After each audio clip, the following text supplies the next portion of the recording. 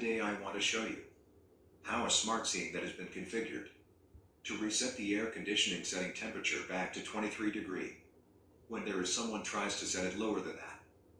Now, let us try by using the wired controller, wireless controller, and using mobile app.